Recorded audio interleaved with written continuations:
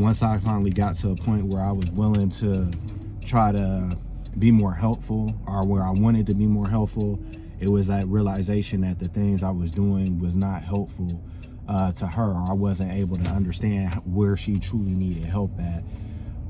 Was you really trying to be helpful, or was you trying to like just do something, like, or say you was doing something that didn't like require any real sacrifice from you?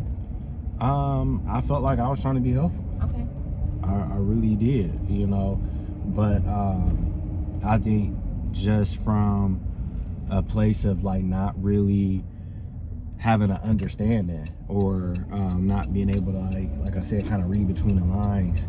Like I feel like it's an art to it. Like now at this point, now that I have it figured out, it's like it's easier, but I still feel like there's an art to it, and I feel like that's why I feel like a lot of guys probably struggle, or a lot of guys never like figure it out. So I guess for me, I felt like I was doing things that were helpful. So like I was saying, like it'd be like, all right, you go do this, go hang out with your friends, go do XYZ, have some you time.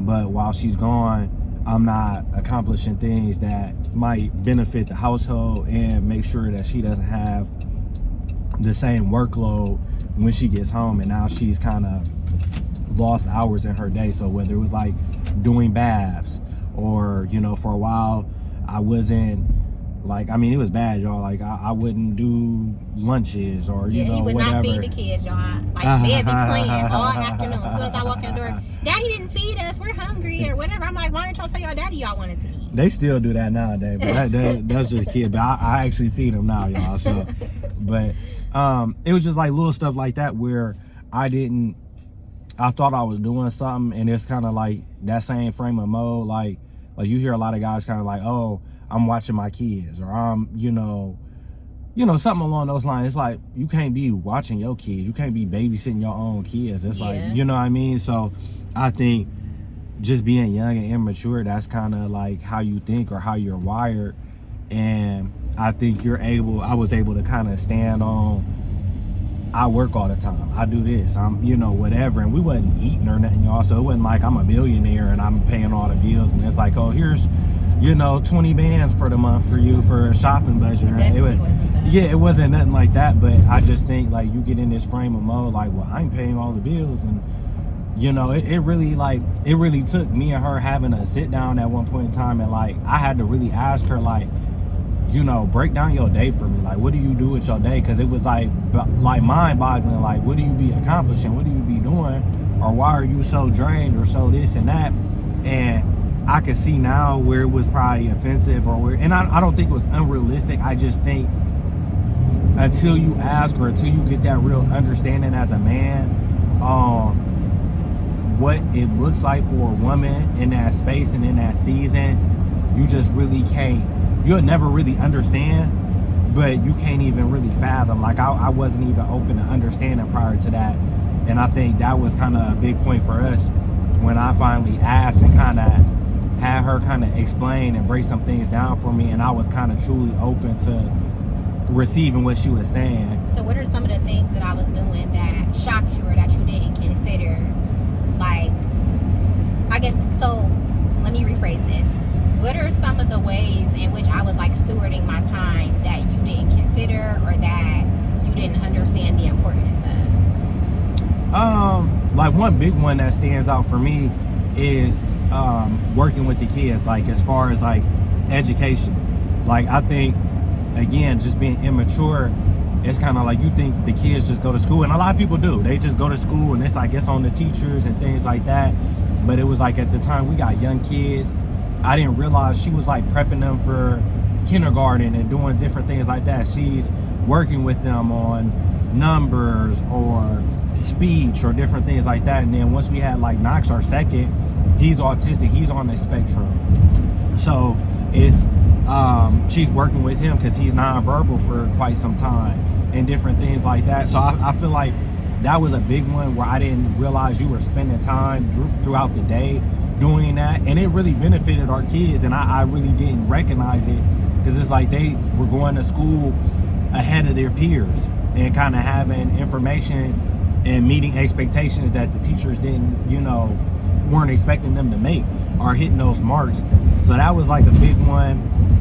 You don't really think about being someone that, like, you don't do doctor's appointments and things like that. You don't really realize how long too you could be at the doctor's office, mess around with 2 kids. hours or something. Yeah, you could really be up there for quite some time playing around with the doctors.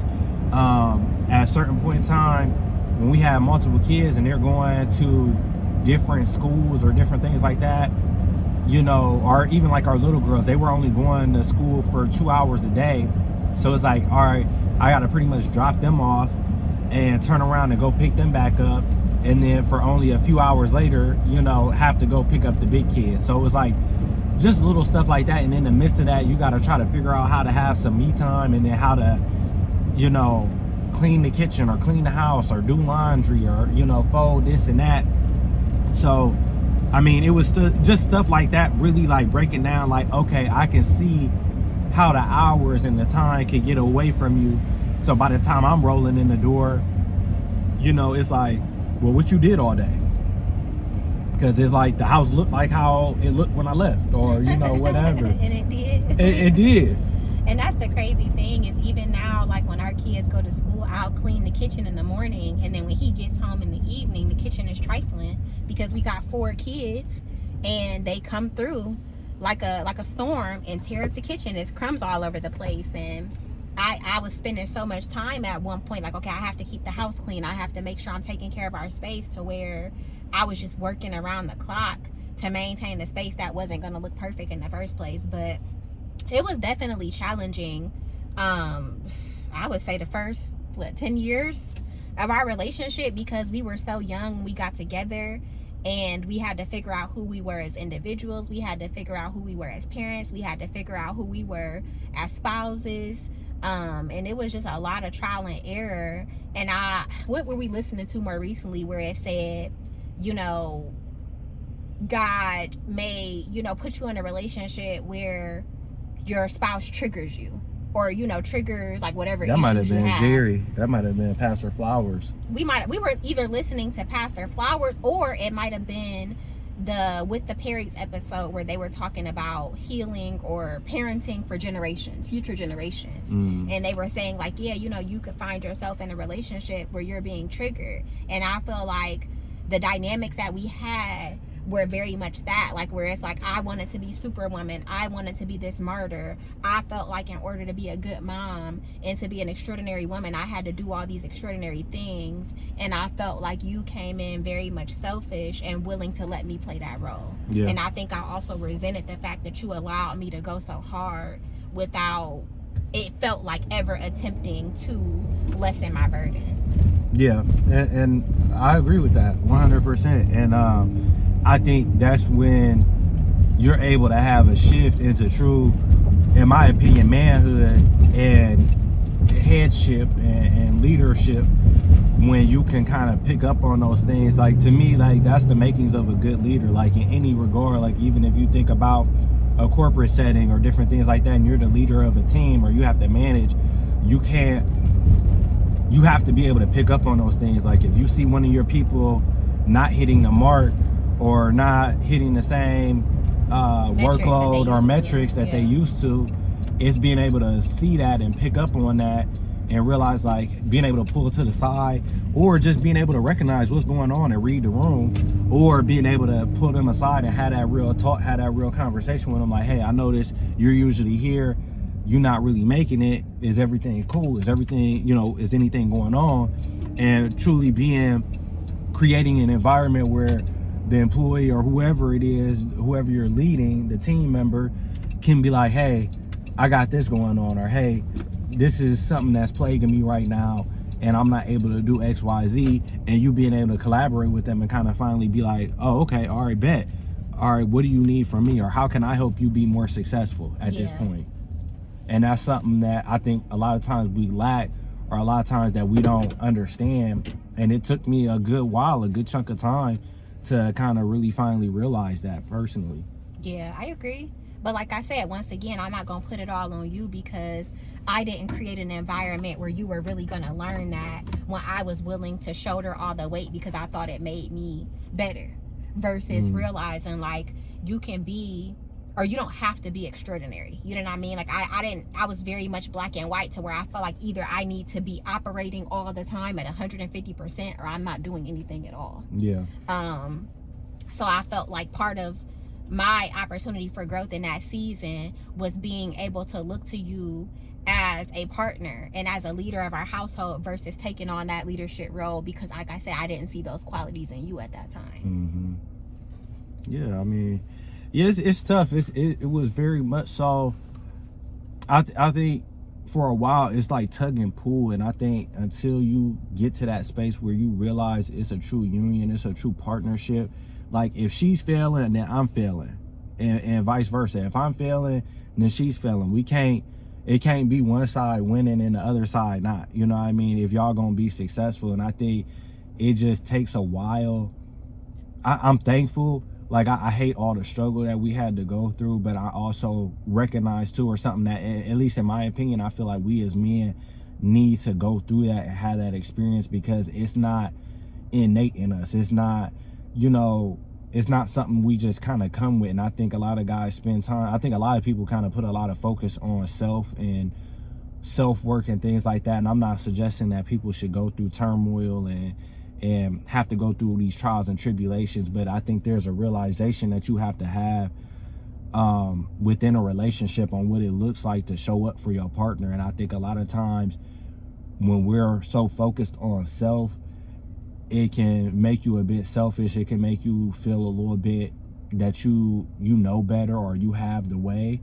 And being in a relationship and doing it long term and doing it effectively is gonna completely alter your thought process on what it looks like to show up for somebody, to run a household, to manage a household. And it's just something we're not being taught, or we're not shown, especially as men. Like, so it's like I came into this relationship coming from a 2-parent household, coming from a married mom and dad, and yet I felt like I didn't have any of this game, and I didn't have any elders or anybody in my ear telling me, yo, young man, this is how you do this. This is how you do such and such. You need to step up here. You need to do, you need to do this, or be tougher here, or you need to be more open here. So you don't hear that. You don't get taught that.